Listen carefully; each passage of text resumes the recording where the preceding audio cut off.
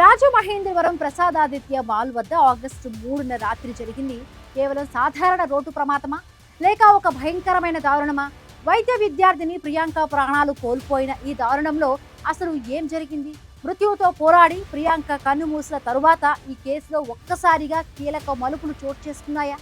కేసును నీరుగార్చేందుకు యత్నాలు జరిగాయా? 3 రోజుల పాటు వార్త బయటకు రాకుండా ఎవరు అడ్డుకున్నారు? పోలీసుల తీరుపై స్థానిక ప్రజాప్రతినిధులు, కొందరు మీడియా ప్రతినిధులపై వస్తున్న ఆరోపణల్లో నిజమెంత? బిఎన్ఎస్ 110 సెక్షన్ తొలగించి బిఎన్ఎస్ 106 సెక్షన్ కింద కేసును మార్చడం వెనుక ఉన్న అసలు కారణాలేంటి? సీఎం చంద్రబాబు ప్రత్యేకంగా సమీక్ష నిర్వహించి ఫాస్ట్ ట్రాక్ కోర్టు ఏర్పాటుకు సిద్ధమవుతున్న నేపథ్యంలో అసలు ఈ కేసులో నడిచిన లోగుట్టు వ్యవహారమేంటో ఇప్పుడు తెలుసుకుందాం. ఆగస్టు 3 రాత్రి 9:30 సమయం. రాజమహేంద్రవరంలోని ప్రసాద్ ఆదిత్య మాల్ వద్ద వాతావరణం సందడిగా ఉంది. సినిమా చూసి బయటకు వచ్చిన మెడికో ప్రియాంక తన సహచర విద్యార్థి ఉమేష్తో కలిసి ద్విచక్ర వాహనంపై బయలుదేరింది. మాల్ గేట్ వద్ద వాహనాల రద్దీ ఎక్కువగా ఉండడంతో వారి బైక్ ఆగింది. సరిగ్గా అదే సమయంలో నామవరానికి చెందిన సురవరపు దుష్యంత్, లాలా చెరువుకు చెందిన ఆండ్రూ విలియం జోసెఫ్లు మద్యం మత్తులో కారులో వేగంగా వచ్చారు. ముందు వెనుక చూడకుండా ప్రియాంక ప్రయాణిస్తున్న బైక్ను బలంగా ఢీకొట్టారు. అంతటితో ఆగకుండా కింద పడిపోయిన ప్రియాంక తలపై నుంచి కారును ఎక్కించారు. ఈ దారుణమైన దాడిలో ప్రియాంక తలకు తీవ్ర గాయాలయ్యాయి. స్థానిక స్వతంత్ర ఆసుపత్రిలో ప్రాథమిక చికిత్స అందించినప్పటికీ పరిస్థితి విషమించడంతో ఆమెను వెంటనే సికింద్రాబాద్లోని కిమ్స్ ఆసుపత్రికి తరలించారు. అక్కడ రోజులు గడుస్తున్నా పరిస్థితి మెరుగుపడక బ్రెయిన్ డెడ్ కావడంతో ఆదివారం ప్రియాంక కన్ను మూసింది.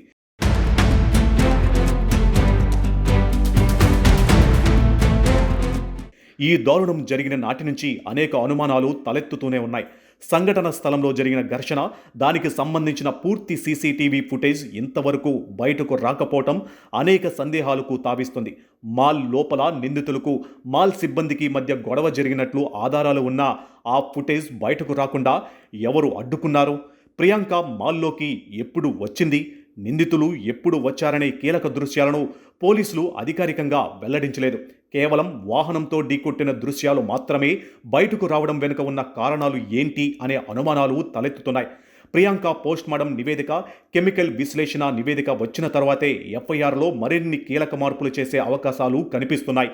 Crime DSP Subhash, CI Bajilal, SI సతీష్ల బృందం స్వయంగా హైదరాబాద్ వెళ్లి పోస్ట్మార్టం ప్రక్రియను పర్యవేక్షించారు. ఈ కేసు ప్రారంభం నుంచి పోలీసుల తీరుపై తీవ్ర విమర్శలు వ్యక్తమయ్యాయి.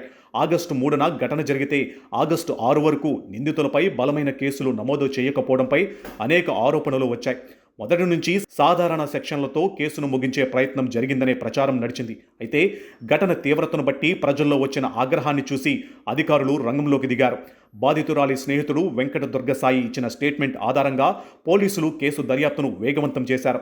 గతంలో నమోదైన బిఎన్ఎస్ 110 సెక్షన్ను తొలగించి బిఎన్ఎస్ 106(2) RW 3/5 సెక్షన్ కింద కేసు నమోదు చేశారు. హత్యాయత్నానికి సమానమైన నేరం, తీవ్రమైన నిర్లక్ష్యపు డ్రైవింగ్ కింద కేసులు నమోదు చేసి కేసు తీవ్రతను పెంచారు. నిందితులు మద్యం మత్తులోనే ఈ దారుణానికి ఒడిగట్టినట్లు ప్రచారం జరగడంపై తెలుగు రాష్ట్రాలలో ఘటనపై నిరసనలు కనిపించాయి.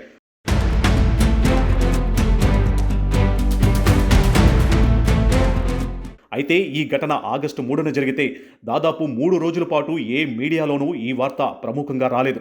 ఆ సమయంలో ఘటనా స్థలంలో కొందరు మీడియా ప్రతినిధులు ఉన్నారనే చర్చ కూడా జరుగుతుంది. వార్త బయటకు రాకపోవడం వెనుక ఎవరి ప్రమేయం ఉందనే కోణంలో ఆరోపణలు వస్తున్నాయి. కొందరు స్థానిక ప్రజాప్రతినిధులు, పోలీసులు, 3-4 మీడియా వ్యక్తులు కలిసి కేసును నీరుగార్చేందుకు లేదా మేనేజ్ చేయడానికి యత్నించారా అనే సందేహాలు వ్యక్తమయ్యాయి. దీనిపై ప్రత్యేకంగా స్పెషల్ ఇన్వెస్టిగేషన్ టీం ఏర్పాటు చేసి 3 రోజుల పాటు సమాచారాన్ని ఎవరు దాచారో సమగ్రంగా విచారణ జరుపుతామని అధికారులు, కూటమి నేతలు చెబుతున్నారు.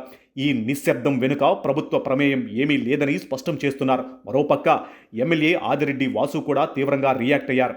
రాజమండ్రిలో ఓ ఎమ్మెల్యే అంటూ వచ్చిన వార్తలపై పోలీసులకు ఫిర్యాదు చేశారు. దీనిపై ఒక యూట్యూబ్ ఛానల్పై ఎఫ్ఐఆర్ నమోదు చేసినట్లు తెలిసింది. ఇక ప్రియాంక మృతి చెందడంతో రాజమహేంద్రవరం రాజకీయం ఒక్కసారిగా వేడెక్కింది. కూటమి ఎమ్మెల్యేలు ఆదిరెడ్డి శ్రీనివాస్, బుచ్చయ్య చౌదరి, నల్లమిల్లి రామకృష్ణారెడ్డి ఈ వ్యవహారంపై స్పందించారు. నిందితులు ఎంతటి వారైనా సరే వదిలిపెట్టే ప్రసక్తే లేదని తేల్చి చెప్పారు. కేసును నీరుగార్చేందుకు ఎలాంటి రాజకీయ ఒత్తిళ్లు లేవని తూర్పు గోదావరి జిల్లా ఎస్పీ నరసింహ కిషోర్ స్పష్టం చేశారు. స్వయంగా ముఖ్యమంత్రి చంద్రబాబు నాయుడు 2 గంటల పాటు సమీక్ష నిర్వహించి విచారణను వేగవంతం చేయాలని ఆదేశించారు. బాధితురాలి తండ్రి వెంకటేష్ కోరినట్లుగా ఈ కేసు విచారణ కోసం ఫాస్ట్ ట్రాక్ కోర్టును ఏర్పాటు చేసేందుకు ప్రభుత్వం ఆలోచిస్తుంది. డిప్యూటీ సీఎం పవన్ కళ్యాణ్, హోంమంత్రి అనిత, మంత్రి రామానాయుడు బాధితురాలి కుటుంబానికి భరోసా కల్పించారు.